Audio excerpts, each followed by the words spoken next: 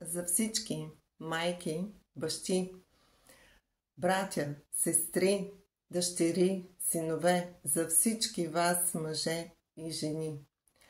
Искам да обърна вашето внимание към тема, която ще ви, може би, шокира. Прекомерната майчина любов. Прекалената майчина любов.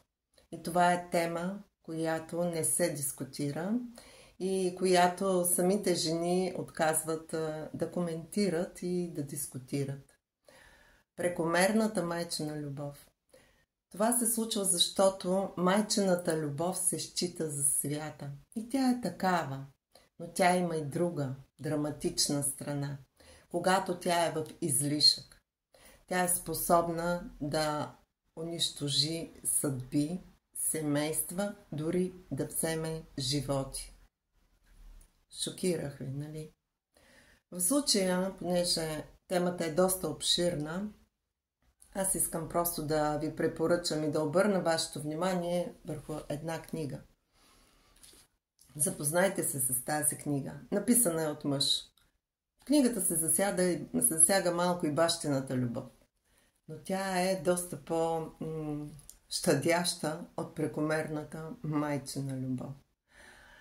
И в случая тази книга са описани изключително много житейски съдби и автентични случаи, с които автора ви показва какво се случва, когато това е в излишък.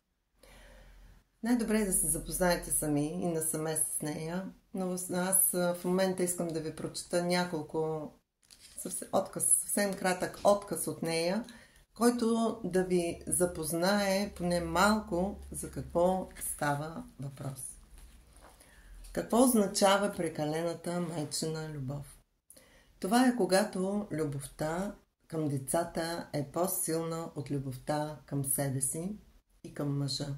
Когато децата заемат първо място в ценностната система на майката. Любовта към бащата на децата, а често и към самата нея, остава на заден план. Съществуват определени критерии, показващи прекалената майчина любов в семейството. Това на първо място са различни болести, сложни съдби на децата. На второ, това е недостатъчната реализация на мъжа, неговите болести, най-често алкохолизъм. Трето, сериозни проблеми в семейните отношения. И това са нещата, които са само на повърхността, които лежат само на повърхността. По-нататъка симптомите на този проблем излизат извън пределите на семейството и се разпростират в обществото, в което живеят огромен брой нереализирани мъже и жени. Тяхната незначителност в един или друг план също има корени в излишната майчина любов. И това слага отпечатък върху самото общество. Всичко това не е плод на моята фантазия. Огледайте се по-внимателно и ще видите множество потвърждения за това. Книгата се казва "Майчината любов". Автор е Анатолий Некрасов. Няма по-красноречиво четиво на тази тема. Съветвам ви просто наистина да се запознаете с нея и ще бъдете изненадани.